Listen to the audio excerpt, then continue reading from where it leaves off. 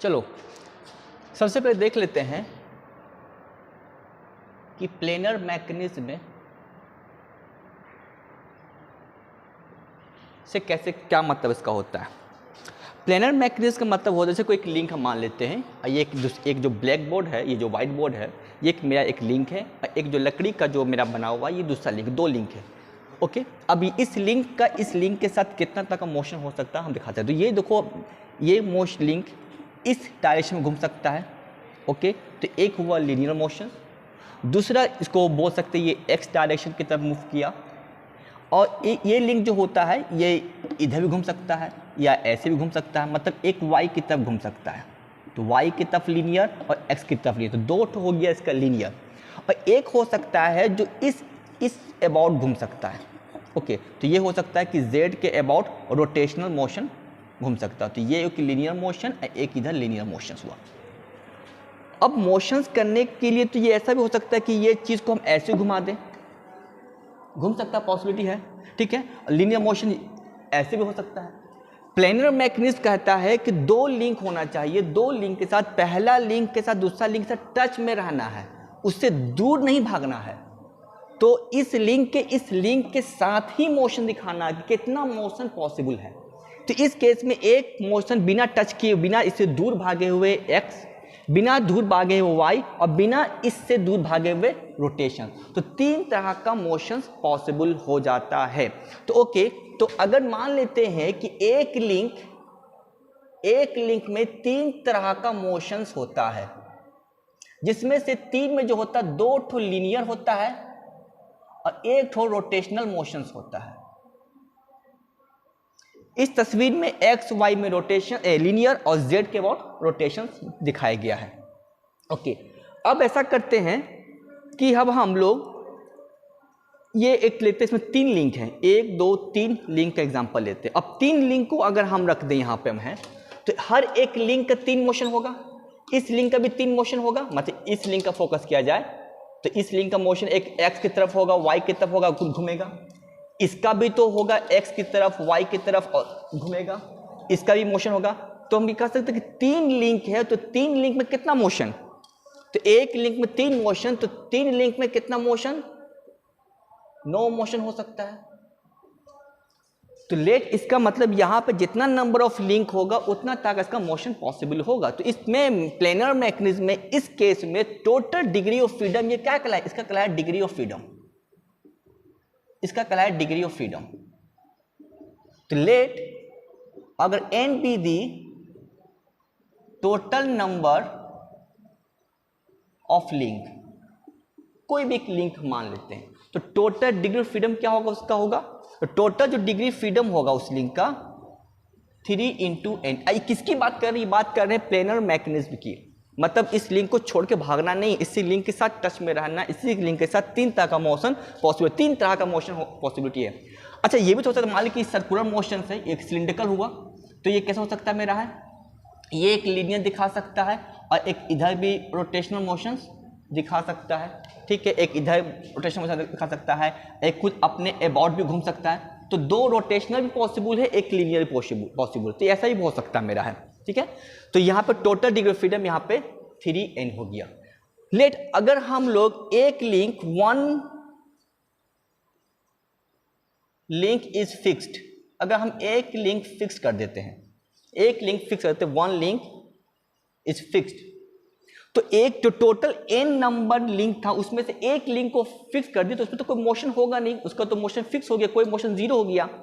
तो हम कहेंगे कि n में से एक लिंक चला गया, बचा जितना लिंक, कितना सेफ बचा, n-1 लिंक, इतना ही लिंक बचा जो अब मोशन कर सकता है। तो अब कितना कर सकता है, तो वो कर सकता है × 3। उदाहरण के लिए तीन लिंक है, तीन लिंक में अगर दो लिंक को फिक्स कर दे हम लोग, या एक लिंक को फिक्स कर दे, तो दो में से एक चला गया, तीन में से एक चला गया, दो हो गया, तो 2 × 3, 6 डिग्री ऑफ फ्रीडम आ जाएगा। तो यहाँ पे वही मतलब क्या कि एक लिंक को फिक्स, इसका क्या मतलब है, लिंकेज, कि लिंकेज मतलब होता है एक काइनेमेटिक चेंज, जिसमें एक लिंक को फिक्स कर दिया तो उसको बोलते हैं लिंकेज। तो वो चीज़ में अगर हम फिक्स कर देते हैं तो n में से यहाँ ब्रैकेट है, मतलब कि इसमें से 3 डिग्री फ्रीडम को लॉस हो गया। अगर देखा जाए क्या होगा, 3n - 3 है, मतलब 3 टोटल दे रहा था, एक लिंक फिक्स करने पर एक फिक्स कर देंगे तो 3 डिग्री ऑफ फ्रीडम का लॉस होगा, नुकसान हो जाएगा। तो ये मेरा लॉस दिखा रहा है डिग्री ऑफ फ्रीडम को।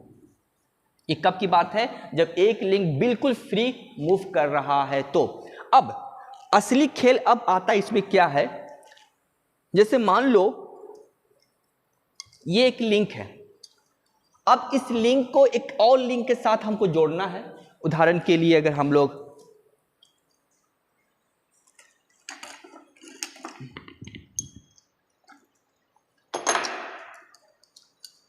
अब जैसे मान लेते हैं, अब ये 2 लिंक था मेरा, अगर इस लिंक को कंसीडर करते तो इसका 3 6 लिंक देता, 6 को देता डिग्री ऑफ फ्रीडम। और अगर इसमें से कोई भी एक लिंक को फिक्स कर दे, मतलब फिलहाल इसको छोड़ दो, हम इसको पकड़ लें, सिर्फ 1-2 लिंक की बात किया जा रहा है, तो किसी एक लिंक को फिक्स कर दे, लिंकेज कर दे, तो बताओ इसके डिग्री ऑफ फ्रीडम कितना हो, कितना मोशन हम इसको दे सकते और है। देखो इसमें एक्स की तरफ मूवमेंट नहीं होगा, एक लिंक को फिक्स करने पर दूसरा लिंक जो इसके साथ टच में है उसके मोशन को रुकावट पैदा किया, तो ये एक्स की तरफ मूवमेंट नहीं किया और ना वाई की तरफ मूवमेंट कर रहा है, क्योंकि इसको फिक्स किए हुए हैं। तो क्या कर सकते हैं, ये सिर्फ घूम सकता है। देखो ये सिर्फ घूम सकता है। तो पता चला कि जब एक लिंक को फिक्स करते तो दूसरे लिंक के ऊपर 2 डिग्री ऑफ फ्रीडम का लॉस हो जाता है, मतलब 2 मोशन रुक जाता है और 2 होगा लीनियर मोशन, सिर्फ एक मोशन टर्निंग मोशन ही इसमें दे जाता है। तो अब इक्वेशन में थोड़ा सा बदलाव हो जाएगा मेरा, है कि नाउ डिग्री ऑफ फ्रीडम, तो अब इसमें करेंगे 2p1। क्यों? 2 का मतलब हो गया 2 डिग्री ऑफ फ्रीडम, मतलब 2 मोशन का रिस्ट्रेन, मतलब रुकावट, और 1 का मतलब हो गया 1 डिग्री ऑफ फ्रीडम मोशन दे रहा है। जो किताब एस रतन से पढ़ रहा स्टूडेंट है उसमें इस तरह का मैथमेटिकल इक्वेशन लिखा गया है। तो 2 का मतलब हो गया कि मैंने माइनस क्यों किए हैं, क्योंकि टोटल डिग्री ऑफ फ्रीडम में 2 का लॉस हो रहा है, एक लिंक 2 डिग्री फ्रीडम को लॉस कर रहा है। तो वो P का मतलब वैसा पेयर जो कि 2 डिग्री फ्रीडम को लॉस कर रहा है। तो तुम्हें मैक्सिमम खोजना पड़ेगा कि कौन सा पेयर में तुमको लॉस हो रहा है। एग्जांपल अभी तुम टर्निंग पेयर का एग्जांपल दिए, तो टर्निंग पेयर का एग्जांपल अगर 2 लिंक को अगर हम लोग टर्निंग पेयर देते हैं और एक को फिक्स कर देते हैं तो इसमें 2 मोशन का लॉस हो जाता है, सिर्फ एक मोशन ही पॉसिबल दे देता है। तो टर्निंग पेयर का एग्जांपल यहाँ पे फिट हो सकता है। तो 1 का मतलब 1 दे रहा है, 2 लॉस हो जा रहा है। P का मतलब वैसा पेयर जो कि इस तरह का डिग्री ऑफ फ्रीडम दे रहा है। तो ये हमारा हो गया। उसके बाद -1p2, ये अब वैसा पेयर, देखो पूरे काइनेमेटिक चेन में तुम्हें वैसा सा पेयर को खोजना पड़ेगा। ये हो टोटल डिग्री ऑफ फ्रीडम इतना पॉसिबल है, उसमें से ये इतना लॉस हो रहा है। कब? जब फिक्स किया। 1 का मतलब हो गया कि एक को फिक्स किया जा रहा है, तब ये सब लॉसेस आ जा रहा मेरा है।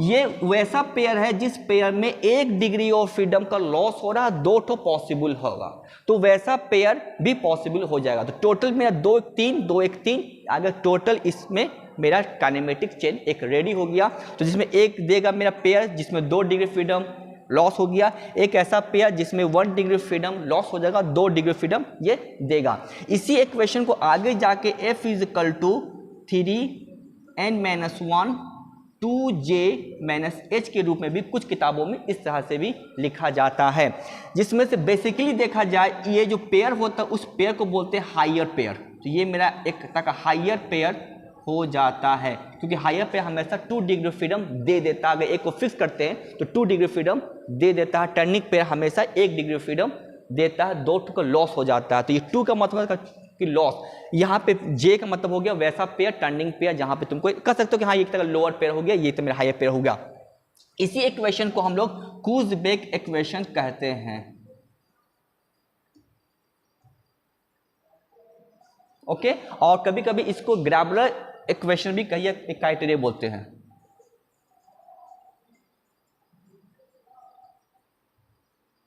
ओके, ग्राबलर क्राइटेरिया बोलते हैं। और इसमें जो डिग्री ऑफ फ्रीडम है वो किसके रूप में है? देखो यहाँ पे नंबर ऑफ लिंक और नंबर ऑफ पेयर, जे भी तो पेयर हुआ, एच भी पेयर हुआ, लोअर पेयर और हायर पेयर, ये बोल सकते हो लोअर पेयर। तो लोअर पेयर और हायर पेयर के टर्म में लिखते हैं, इसी को बोलते हैं number of synthesis, number of